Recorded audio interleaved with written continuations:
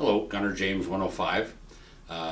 Got something here today that's been on my want list for a very long time. Well, most of my life I've been wanting one of these, and was kind of out of my reach price-wise for years and years. And then other things came along. Recently, one had access to, in Canada, the K31 Swiss for about $300.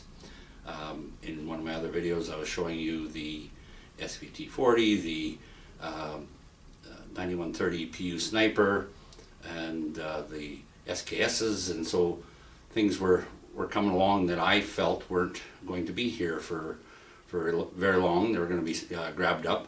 And so with this particular item, though, I had seen it for many years at gun shows and in gun stores, and figured that I'd have my chance. And so recently I found on an advertisement on the Alberta Town Post a fellow selling this rifle that looked like a pretty good example. So drove a fair distance to go and take a look at it. Very happy with what I saw. And so today I have this item here, which number 5 Mk.1, or commonly known as the Jungle Carbine, or for those to the south of the border, the Carbine. So for John Boy 09, this is a Jungle Carbine. And so that was a nickname. Its official name is number 5 Mk.1. Whenever I explain, yes, I bought a new rifle, and I always end up saying Jungle Carbine because then they recognize that right away. So this particular one came with a bayonet, and I'll show you that in a bit. I'm going to lay this on the table and give you some close-ups and explain a few things. This one is the BSA model. Now that's the Birmingham Small Arms Factory in Shirley in England. There was only 2 plants making these, and they were both in England. The other one was the Royal Ordnance Factory at Fizzackerley.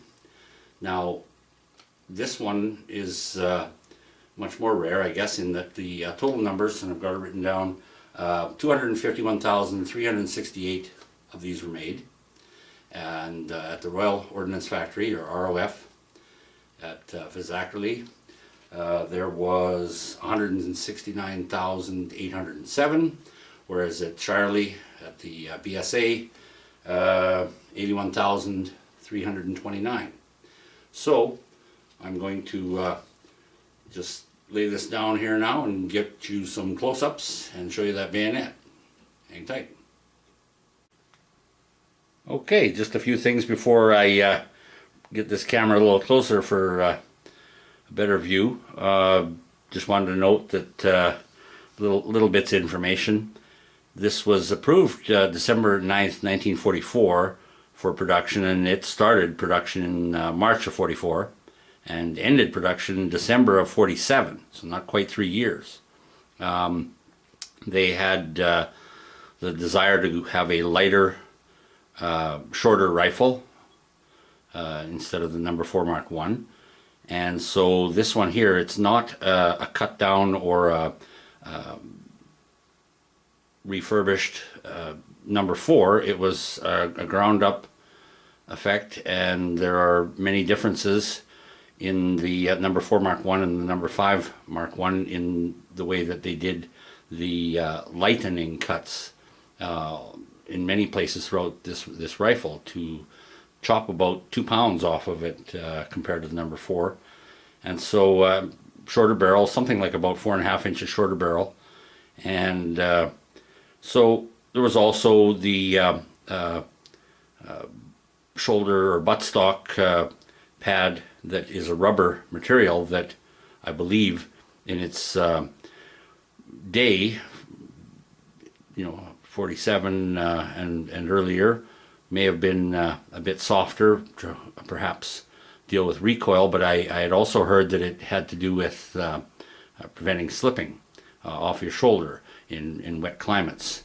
And so since the No.5 was used in jungle combat, and thus the nickname Jungle Carbine. So also there's many who discuss the Wandering Zero. I have not taken this rifle to the range yet, so that's something I'm looking forward to, and to see how well it holds zero for me on this particular one. So anyways, it was actually used, not this one, but the first to use this was the 1st Airborne Division of the British Army in 1945, and so it did have some service in World War II. So I'm going to get a little closer here on this, and just got it on the tripod, so excuse the wobbling and that sort of thing whilst I dismount. So this is the bayonet and scabbard that I'll get to in a minute, and just got laid out a few chargers with some rounds here. Army Service Corps World War II beret. I think that's about a 42 Mark II helmet. So this one, if you're into discovering what makes these different, why they can be possibly converted and sold as, or whatever, a No.5 when they're not actually, they've just been a converted No.4. This one here has all the proper cuts and scallops on the, I've taken that off just to do a cleaning, and it does have the scallops for about 1 inch or so on that part of the barrel. So this, in every way I can look at it, is an absolute specimen of an actual or original No.5. So this one has all matching serial numbers except for the magazine, and that also includes the stock. So they have a nice mark there with the serial number, and this one also has what would be normal, an N there for normal as far as the buttstock length, because they had I think it was normal, and then they had short and long, which would give you a 1/2 inch longer or shorter than this one here. This one has this nice bit of marking on it as well. I don't know exactly what all that means, unit markings or initials, don't know. And so of course there's many videos out there explaining what to look for when you're looking for an original. But the difference is, this here is the way the sling attaches on the side, and there's that rubber piece on the end, which actually gives you quite a small surface area, so the recoil affects you just that much more. This one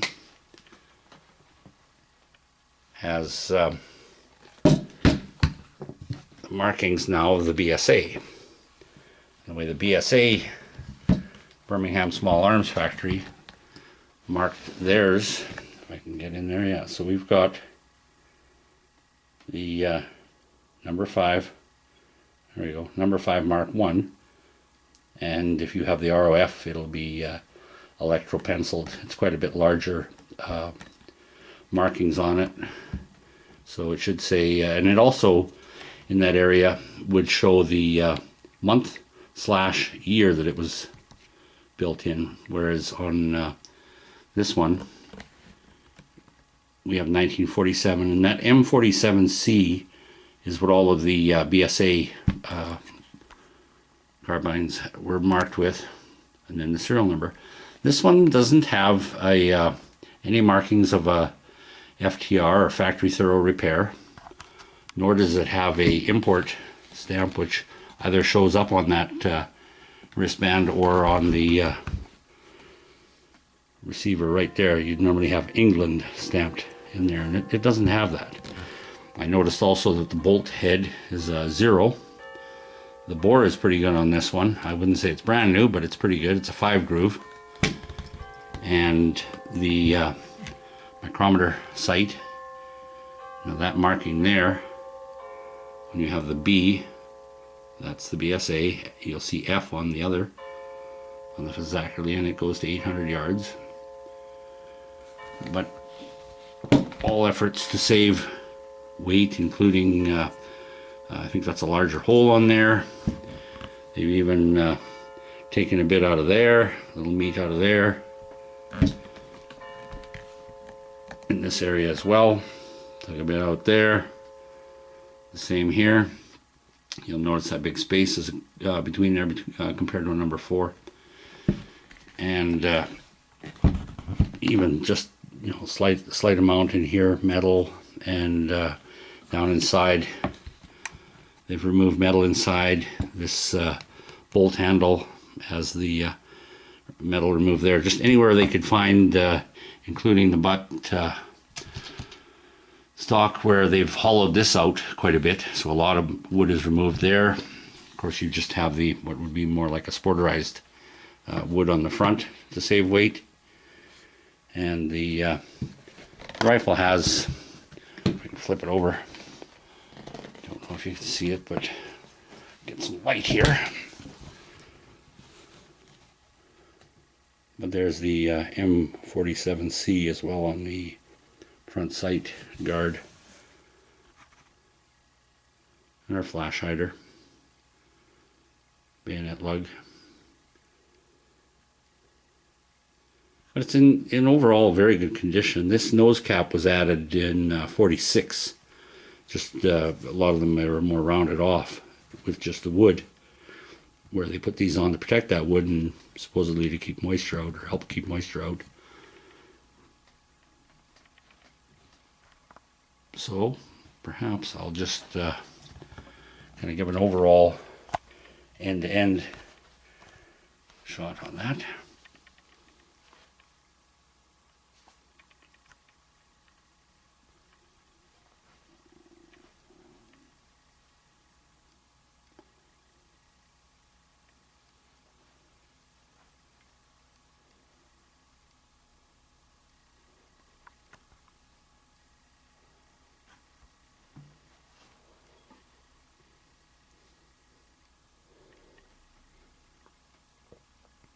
Flip it over. There is a nice little broad arrow stamp on there as well. Flip that around.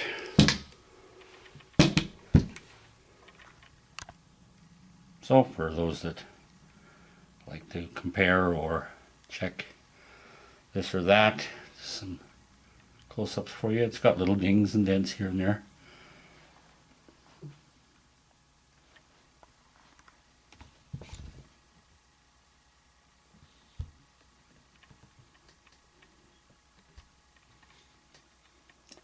And so, I'll show you this bayonet. Now, this here is a correct bayonet, and we know that because of the markings on it. I'm going to try and, now that's WSM for Wilkinson Sword manufacturers, and it has the that's what they call an S294 was also found on those. There we go. Sort of, there we go. S294. So Wilkinson. But this bayonet's in pretty nice condition. The wood's a little dark. But that's usually moisture does that. Wet climates. This will also fit the Sterling submachine gun. It's about the only other thing it'll fit. So it came without scabbard, and I kind of waited to do the video until this eBay purchase scabbard. The frog I had for a while, so just put that on there as soon as I got this. and they had oops, they had the top piece here that's painted, but that's a brass on the post-war. So this is correct for the rifle with that brass piece there. But yeah, overall, beautiful condition. And so I think I've covered pretty much everything. I think the one thing you'll notice on a 47 is the all of the 47s, I believe, since the correct serial numbers would be only 4 digits with 1 or 2 letters in front. This one, all of them at the BSA were BK and then 4 digits. So anyways, I hope you enjoyed the video. Hope I got you some good enough pictures of this thing. So thanks for watching. Alright, well, I'm back here for a second because I thought to myself, gee whiz, you didn't even take and put that bayonet on there. So I'm going to do that for you if I can. I am right-handed, so therefore can one put this on.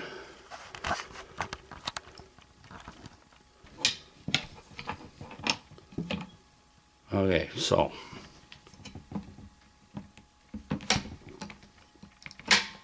that was a one-handed bayonet install. And so basically that's how she goes.